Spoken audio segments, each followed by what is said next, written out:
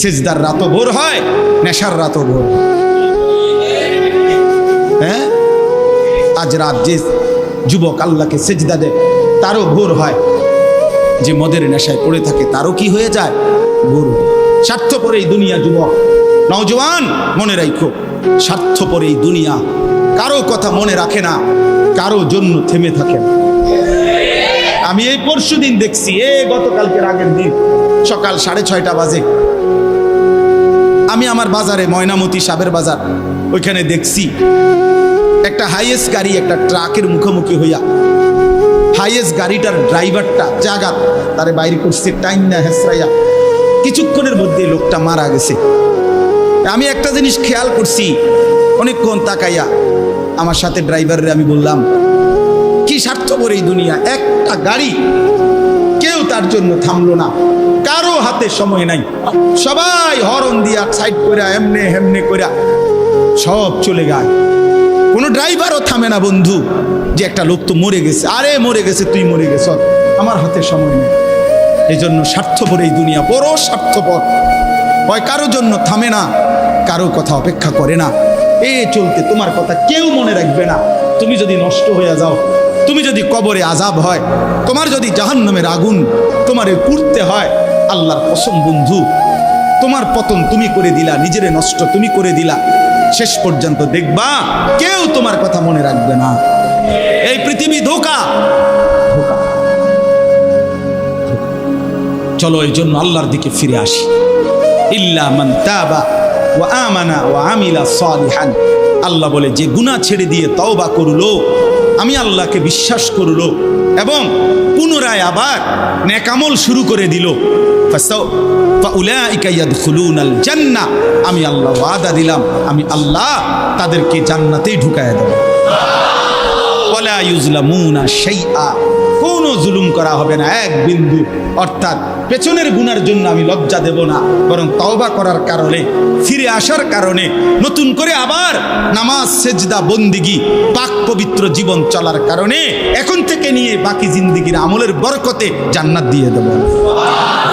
এই জন্য প্রিয় সন্তান, প্রিয় কিশোর, নওজওয়ান, যুবক, চলো ইনশাআল্লাহ বদলাইবার সিদ্ধান্ত নেই।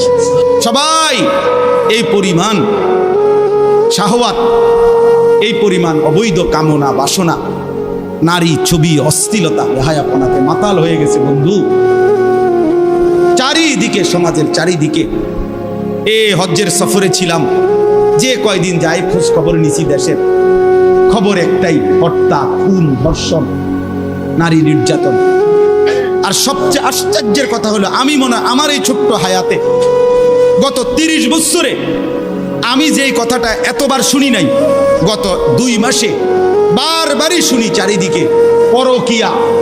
এটা এই পরিমাণ সমাজে বেড়ে গেছে, অসভ্যতা, যে স্বামী থাকতো নারী অন্য পুরুষের প্রতি আসক্ত, স্ত্রী থাকতো ওই জানোয়ার অন্য নারীতে আসক্ত, এটা খুব বেশি পরিমাণ বেড়ে যাচ্ছে, যার কারণে আপনজনকে হত্যা করতে পর্যন্ত লজ্জিত হচ্ছে না।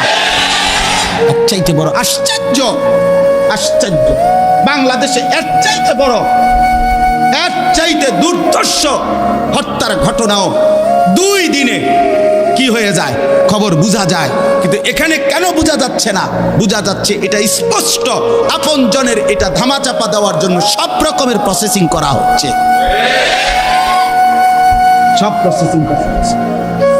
অসহায় ইমাম মুয়াজ্জিনকে বেইজ্জতি কেউ করতে পারে নাই, কোন আলেমে দ্বীন ইনশাআল্লাহ বেইজ্জতি হবেও না ইনশাআল্লাহ। মনে রেখে, মনে রেখে, গতকালকে রাত্রেও আমাদের কুমিল্লায় গত 3 মাস আগে একজন আলেমে দ্বীনকে একজন প্রিন্সিপাল বেইজ্জতি করছিল, অপমান করে সামান্য অজুহাতে মসজিদ থেকে বিদায় করে দিছিল। ওই কলেজের ছেলেরা গতকালকে রাত্রে ওই মসজিদের ভিতরে ঢুকাইয়া 9 ঘন্টা আটকাইয়া তারে তার হাতে ছাত্রদের উপস্থিতিতে তারে পদত্যাগ পত্র দিয়া ঘাট ধরে কলেজ থেকে বের করে দিছে।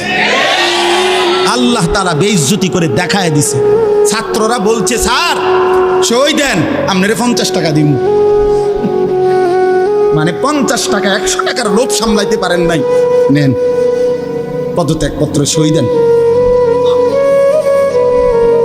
এজন্য দোস্ত, নারীর আসক্তি, জিনা, বেবিচার, পরকীয়া, অসভ্যতা, যুবক ভাই তোমরা বাঁচতে হবে। নওজোয়ান, আল্লাহ যদি হায়াত দেয় তোমরে, আগামী সময়টা তোমরা তো পৃথিবীতে থাকতে হবে।